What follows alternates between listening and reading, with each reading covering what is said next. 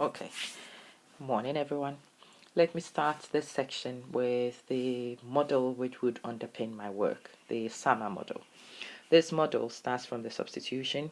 You simply replace old traditional ways of doing things with the technology.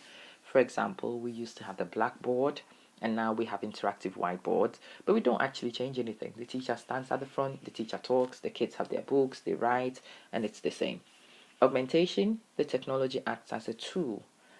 So it's a substitute, but it has a functionality. For example, you could project your PowerPoint, but you could use the technology to screencast so we can see what it is you're doing on the screen and also have your audio explanation at the same time. You are augmenting, you've added a layer to the substitution.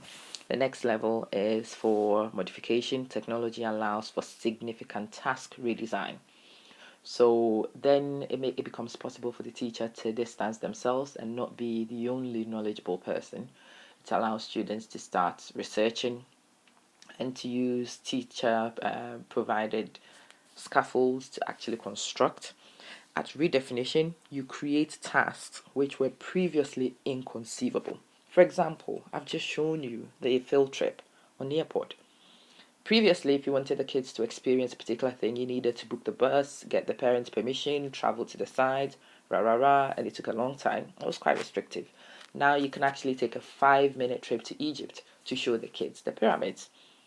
They will have the same immersion, the same experience as they would have done if they were right there. You can show them all the things you would point out on a field trip, and you do it from the comfort of your classroom. Very simple stuff. These things you would not be able to even imagine it otherwise without the technology. That's redefinition. So this is the SAMR model. The other model underpin my activity is Tpac. So when I trained, it used to be PAC. We looked at here content knowledge, subject knowledge. People were really particular about it. You needed to know your stuff, understand your stuff properly in order to be able to explain it. And then we had the pedagogical knowledge. Once you know exactly what it is you need to teach, you needed to know how to teach it effectively, what strategies to use for what students, and so on. Now the third layer which has been added on is the technological pedagogical content knowledge. Now this is the thing, the technological knowledge. Most people know their subject. Most people know how to teach it. The technology has been forced on us. We have had no formal training, and it makes it very difficult for you to use something you don't know. Now, one of the most profound things I came across is from Hudson 2006. Kong and Song in 2013 reinforced the same thing, and it says the teachers have difficulty with constructivism with technology because it is so different from traditional approaches which they were trained in. Most of us have learned to use the technology superficially, and because we are superficial users, it makes it difficult for us to deploy it intuitively. To do it properly, do it skillfully is difficult when you don't have the technical know-how. Okay, now this is one of the things which has changed my thinking significantly.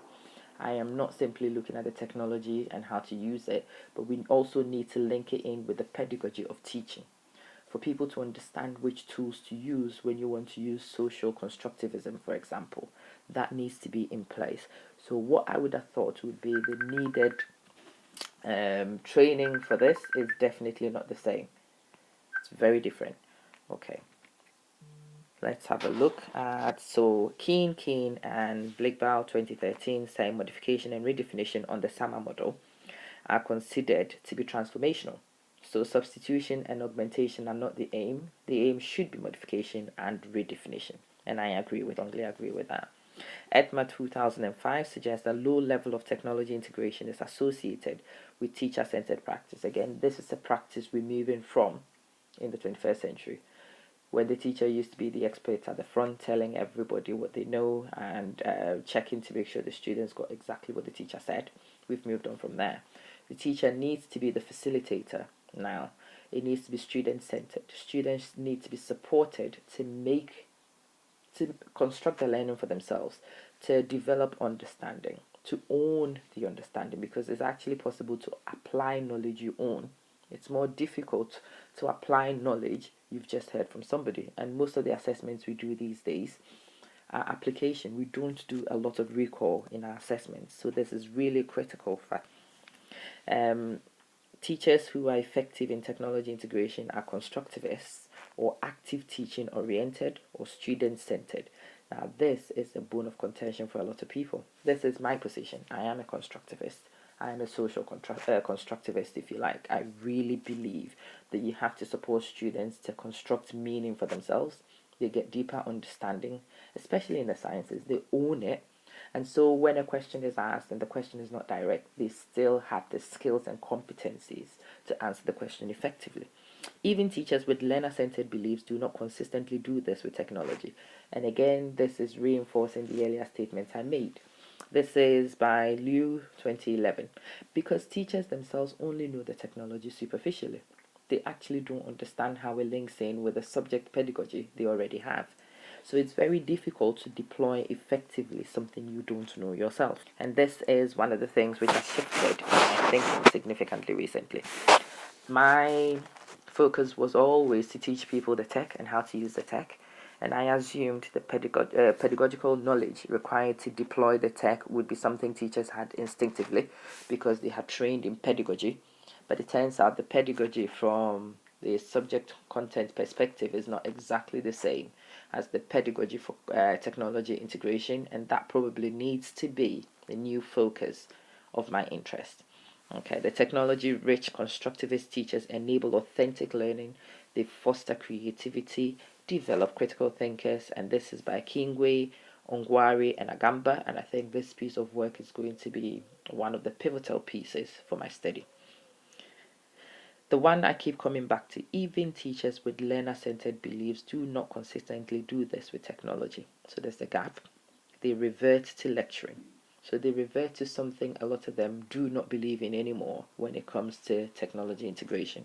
And it needs to be explored. The reasons why this is need to be explored deeply in order to be able to have practical solutions to effect change. This is where I'm at so far. It's very early on in my new thinking. This is since last night, and I hope, one, you've seen the technology and how the technology can be used in delivery, and two, my messy thoughts have also communicated themselves in this delivery.